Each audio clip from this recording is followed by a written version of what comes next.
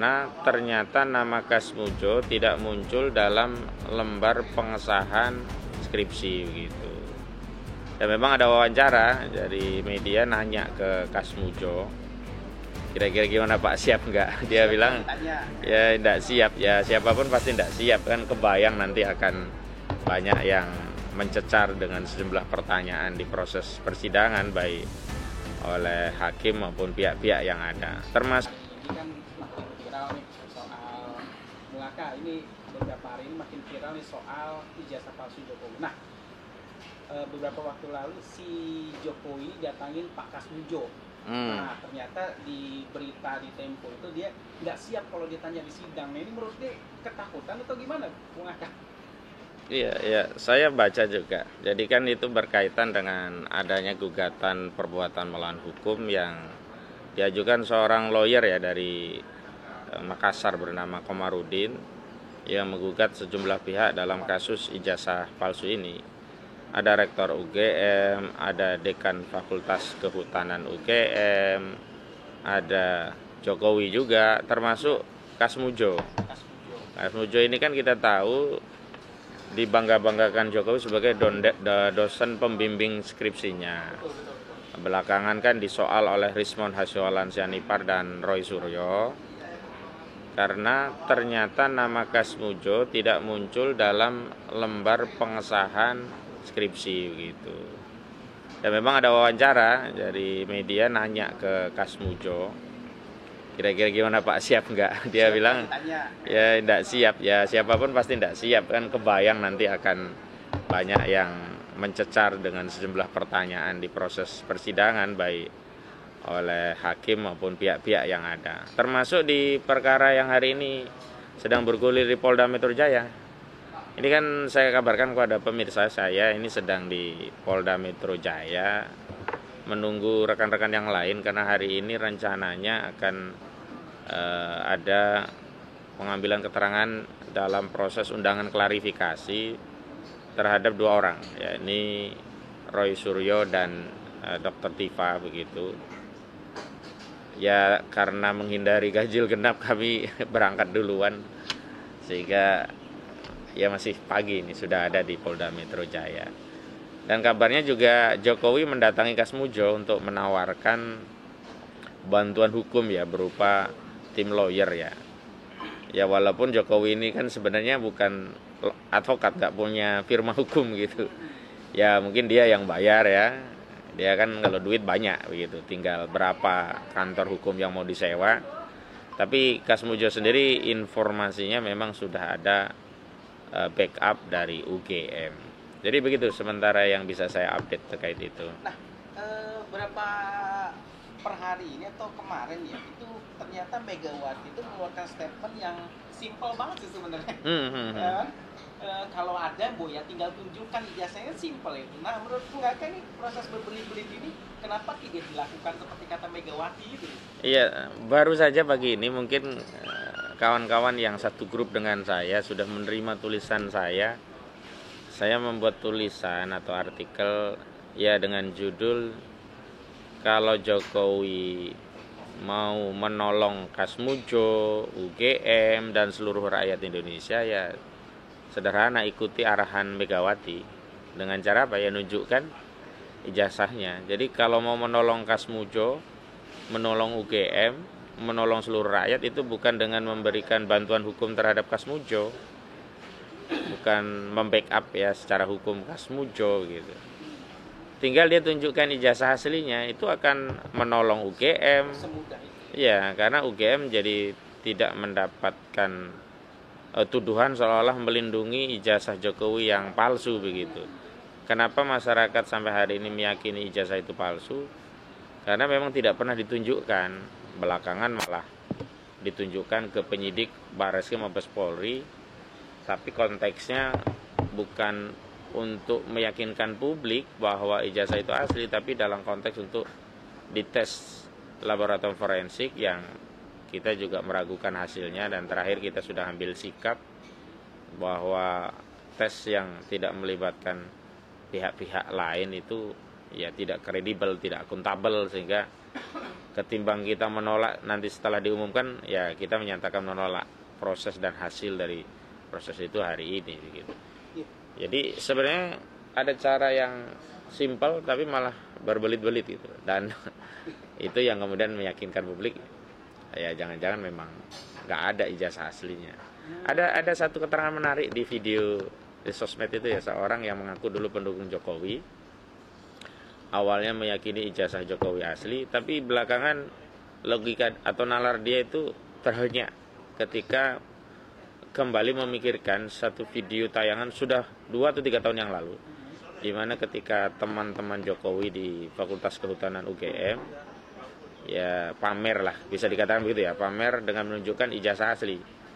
Ini ijazah asliku gitu. Dan dengan ijazah asli itu mereka memberikan satu testimoni atau pernyataan bahwa yang punya Jokowi itu ya sama seperti yang mereka miliki. Kalau punya Jokowi dianggap palsu, ya punya mereka masa mau dianggap palsu semua gitu. Tapi pendukung Jokowi itu justru berpikir lah, kalau teman-teman Jokowi ini bisa menunjukkan ijazah asli, kenapa Jokowi tidak gitu loh. Kan simpel, tinggal tunjukin aja. Iya, selesai. Dan memang di belakang kan ada proyektor ya, layar besar yang menyorot ijazah Jokowi gitu. Jadi memang kalau kemarin ada bantahan bahwa hari ini yang beredar itu belum tentu punya Jokowi begitu, tapi ada 2 dokumentasi yang tidak bisa dibantah, yang itu berasal dari mereka. Ya, yang pertama di acara ini saat kawan-kawan Jokowi menunjukkan ijazah aslinya, itu di belakang layar proyektor itu ada gambar ijazah Jokowi yang besar. Yang kedua Sigit Sunarta ya saat mengklarifikasi bahwa Jokowi itu benar pernah pernah ngampus di Fakultas Kehutanan UGM, itu juga sempat menunjukkan kopinya. Dan terakhir memang kader PSI ya, Sandi, yang mengupload, tapi belakangan dia menyatakan itu bukan asli begitu. Jadi makin ramai gitu, makin gaduh gitu. Iya. Nah, seharusnya kader PSI itu sudah harus ditindak, karena dia kan sudah kena undang-undang ITE karena membuat yang asli menjadi, terus dia bilang palsu gitu. Nah, itu kan sudah bikin viral di mana-mana. Bung Ahmad Kozinudin menilai ini gimana? Sedangkan klien Bung Ahmad Kozinudin, Dr. Tipa, Rizal Fadila, terus Roy Suryo, segala macam respon. Nah, itu sudah mulai dipanggil gitu. Gimana? Itu yang kami sebut ini kan tidak fair ya. Ada konstruksi hukum yang dipaksakan dengan dimasukkannya sejumlah pasal-pasal yang tidak relevan dengan aduan yang dilakukan oleh saudara Joko Widodo ya. Kan saudara Joko Widodo itu mengaku dirinya direndahkan serendah-rendahnya, dihinakan sehina-hinanya karena disebut ijazahnya palsu. Kalau kita ambil konstruksi hukum pidana, ini kan masuk dugaan tidak pidana pencemaran dan fitnah. Pasal yang relevan itu ya pasal 310 KUHP dan 311 KUHP. Kalau menggunakan Undang-Undang ITE yang relevan itu ya hanya pasal 27A Undang-Undang ITE. Tapi kami kemarin sudah protes, kenapa kok dalam proses klarifikasi di mana klien kami itu inisialnya yang dilaporkan dalam laporan Jokowi itu, aduan Jokowi, kok tiba-tiba ada pasal 32, 35 Undang-Undang ITE begitu. Nah, padahal kalau kita mau gunakan pasal 32, 35 itu untuk mengadili orang gitu, ya harusnya kader PSI ini yang kena. Jadi kader PSI kan awalnya mengaku bahwa ijazah itu asli, padahal belakangan dia mengatakan itu bukan asli gitu. Artinya kan dia memasukkan data dalam sistem informasi elektronik yang tidak autentik seolah-olah autentik. Nah, ini kena pasal 35. Kalau 32-nya kan kebalikannya, data yang autentik tapi dikutak-atik tanpa seizin pemiliknya begitu. Jadi kalau mau fokus pasal 32, 35 ya harusnya yang kena kader PSI ini, yang ketua umumnya adalah anaknya saudara Joko Widodo, yakni Kaisang ya. Jadi ya ini harus kita sampaikan kepada masyarakat, ada ketidakadilan ini dalam proses ini. Saya sering menyampaikan kalau dalam sebuah proses hukum itu tidak adil, maka pasti ya dapat dipastikan kita meyakini ujung daripada proses itu juga pasti tidak akan adil. Sebab mustahil ada sebuah hasil dari sebuah proses yang tidak adil tapi hasilnya adil, itu tidak mungkin. Kan ini juga dulu waktu saat saya menggugat atau menguji judicial review Perpu Ormas di Mahkamah Konstitusi. Saya ingat betul hakimnya kan Arif Hidayat. Itu dia memberikan porsi yang lebih kepada termohon dari pemerintah, sementara kepada pemohon kami itu dibatasi, baru ngomong sedikit itu di-cut waktu dan seterusnya. Tapi begitu saat itu Cahyokumolo ya hadir dan bahkan menunjukkan bukti-bukti di MK, padahal saat itu tahapannya belum masuk pembuktian begitu. Itu tidak di-cut gitu. Nah, saat itulah saya ya menegur, protes lah, bukan menegur ya. Masa hakim kita tegur, ya protes ke hakim. Saya sampaikan ini prosesnya tidak adil. Kalau prosesnya saja tidak adil, bagaimana akan ada keputusan yang adil dari proses ini begitu. Nah, hari ini pun sama. Jadi kita dalam melakukan upaya penegakan hukum itu harus sempurna ya, maksudnya prosesnya benar, hasilnya juga akan benar. Jangan hanya berorientasi pada hasil sementara prosesnya tidak dijaga. Dan hakul yakin kalau proses sudah tidak benar, hasilnya juga pasti tidak akan benar. Begitu. Nah, kan Bung Ahmad Tajudin sudah dengar kabar bahwa pemeriksaan Bung Rizal Fadilah sama Bu Kurniati Royani itu hingga larut malam. Sedangkan kita tahu ya, pertanyaan itu sebenarnya simpel aja sih, cuma sekedar ijazah aja. Maka sudah bagaimananya gitu ya. Nah, ini kok bisa sebegitu lamanya? Kira-kira jenis pertanyaan apa sih menurut Bung Ahmad Tajudin yang mereka sampaikan, mereka pertanyakan gitu? Ya kan semalam saya sudah dapat report dari koordinator pendamping ya di pemeriksaan dari Bang Samsir Jalil. Karena kan yang mendampingi Pak Rizal Fadilah itu ada dua, Bang Samsir Jalil dengan Pak Gunawan, bergantian gitu. Sementara Bu Kurnia itu yang kita tugaskan Bu Susi gitu. Nah, ternyata memang pertanyaan itu sebenarnya sederhana seputar konferensi pers yang disampaikan TPUA di 26 Maret 2025. Ya semestinya kan harus to the point saja ya, karena keluhannya terkait ijazah palsu ya paling ada pengantar sedikit lah, tidak kemudian berlama-lama. Apalagi khusus Bu Kurnia itu kan sebenarnya status pemeriksaan Bu Kurnia itu kan bukan pertama kali, dia pemeriksaan lanjutan. Harusnya kan sudah separuh selesai di pemeriksaan sebelumnya, nah tinggal dilanjutkan gitu. Itu juga lama. Jadi Bu Kurnia itu kira-kira jam 10 malam, sejak jam 10 siang ya sampai malam jam 10. Bang Rizal Fadilah itu keluar kalau nggak salah jam 11.30-an ya, nyaris setengah 12-an. Ya tidak saya katakan semalam saya menulis ini proses pemeriksaan yang tidak manusiawi. Jadi kan kita kalau kerja pun ada jam kerja. Ya harus maklum lah, orang juga capek. Apalagi Bu Kurnia itu sakit dan perempuan. Bang Rizal Fadilah itu kan baru kecelakaan ditabrak motor. Jadi sebenarnya belum terlalu pulih gitu. Agak ya sedikit memaksakan, tapi kan ketika kita menyampaikan tanggapan ya, klarifikasi terhadap undangan itu kan nggak ada balasan. Ya sudahlah, kita ya jabani lah undangan itu agar bisa dituntaskan. Jadi ya kami kembalikan semua ini kepada rakyat ya. Karena lagi-lagi kita tidak bisa menuntut keadilan dari otoritas yang ada, karena otoritas yang ada kan selama ini justru pamer kekuasaan gitu loh, pamer kewenangan. Logikanya hanya ini kewenangan kami gitu loh. Itu yang membuat ya kita bersabar lah, kita jalani saja karena namanya perjuangan kan gitu. Nah, ada yang menarik nih, balik lagi kasus dari Tempo itu yang dirilis Tempo ya, dari judul berita respon dosen pembimbing Jokowi soal juga dari ijazah palsu tak siap kalau ditanya macam-macam. Nah, ini ada statement yang tulisan ya, yang dari Tempo nih. Kasmujo menuturkan selama bekerja ia menjadi dosen, ia terbiasa melakukan tugasnya dengan dilandasi kejujuran, adil dan disiplin. Kata dia, dalam menghadapi perkara ini ia akan menjawab sejujurnya yang ia ketahui terkait tugasnya. Nah, saya garis bawahi bahwa kejujuran, keadilan dan disiplin ini kok seperti sama dengan apa ya, anak didiknya ya, si Jokowi ini ya.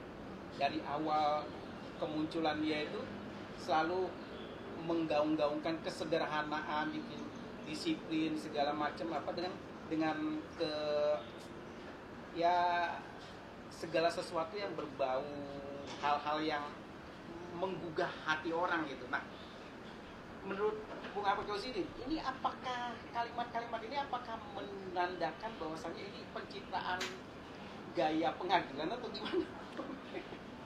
Ada beberapa perspektif ya. Kalau kita mau menyimpulkan statement itu sebenarnya mengarah kemana, Betul.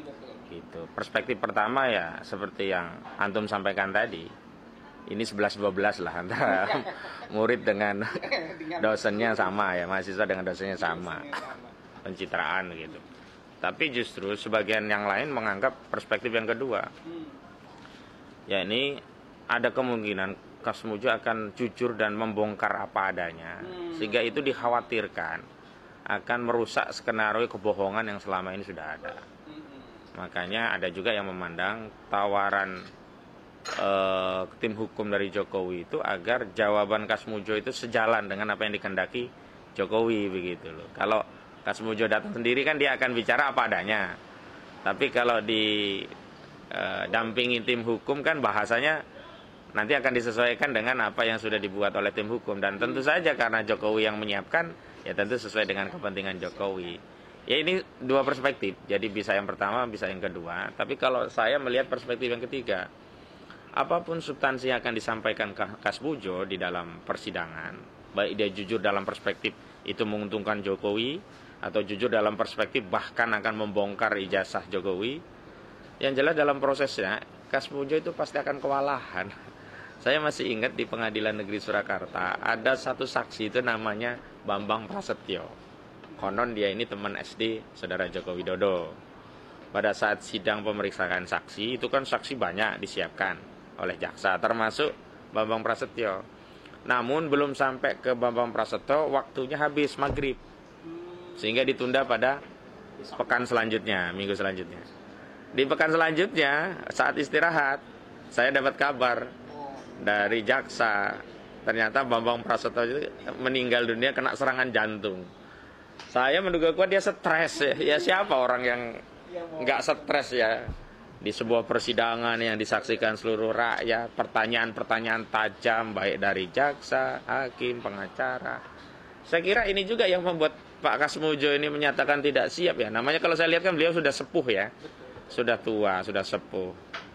Kan tentu dari hakim, jaksa, juga pengacara itu kan akan bertanya yang menukik gitu, karena ingin mengetahui apa sebenarnya yang terjadi ya pada peristiwa pendidikan Jokowi. Misalnya di antara pertanyaan yang mungkin ditanyakan oleh entah dari hakim, entah dari jaksa, termasuk dari pengacara gitu ya, adalah pertanyaan seperti apakah benar di UGM itu ada jurusan teknologi kayu, karena kan Jokowi mengaku jurusan teknologi kayu. Kedua, apakah benar Saudara Kasmujo itu adalah dosen pembimbing skripsi Jokowi? Kalau dia jawab iya sesuai dengan video yang beredar benar, kan pasti akan yang membawa disodorkan itu bukti skripsi lo. Kok saudara tidak tanda tangan dalam skripsi ini? Yang benar yang mana? Nah, itu kan akan ada kontradiktif, dan untuk memberikan reason atau alasan terhadap perbedaan keterangan dengan bukti tertulis berupa skripsi yang tidak ada nama Kasmujo, itu udah pusing gitu. Kan kita punya pengalaman kan saat saya bertanya ke sejumlah teman Jokowi yang berbeda saja, dia tidak konsisten. Misalnya teman SMP Jokowi ada yang menyatakan Jokowi itu pandai, ranking 1 terus. Sementara yang lain mengatakan enggak ranking 1 terus. Kata yang mengatakan ranking 1 terus, saya tanya, apa bukti lain selain keterangan saudara? Enggak ada kan? paling tidak ya misalnya dia tahu rapotnya atau rapotnya dihadirkan dalam persidangan, nggak ada juga gitu. Akhirnya begini, orang sebelum diperiksa menjadi saksi di persidangan itu akan kebingungan. Saya akan bercerita apa ya? Karena banyak cerita-cerita yang bertentangan. Dan kalau bertentangan, sesuai. Iya. Kalau sesuai atau tidaknya itu hal yang lain lah ya. Karena kan fakta yang tahu hanya saksi. Tapi kalau bertentangan, itu kan pasti akan dikejar baik oleh hakim, jaksa, termasuk pengacara. Kan tidak mungkin ada keterangan dari satu orang itu bertentangan. Misalkan dia mengatakan garam itu asin sekaligus manis, kan nggak mungkin. Iya. Harus keterangan dari satu orang itu mengatakan garam itu asin. Atau boleh saja dia garam itu manis. Cuman keterangan ini kan berarti bohong, karena sejatinya garam itu kan asin. Tapi nggak mungkin ada satu objek yakni garam dikatakan oleh saksi yang sama dikatakan begini, garam itu manis sekaligus garam itu asin, kan pasti bertentangan. Walaupun kita tidak tahu ya rasa garam itu seperti apa. Baru kita uji, oh yang benar itu garam adalah asin. Berarti keterangan yang menyatakan garam manis itu bohong begitu. Misalnya begitu. Ya ini yang menurut saya bukan hanya Kasmujo ya yang stres mau disidang nih. Rektor Ova Amelia, Dekan Sigit Sunarta, dan pihak-pihak yang digugat.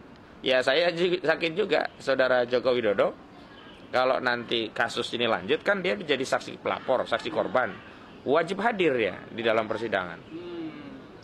Dan ketika Saudara Joko Widodo menjadi saksi korban di persidangan kan kami dari tim penguasa hukum menyiapkan sejumlah pertanyaan.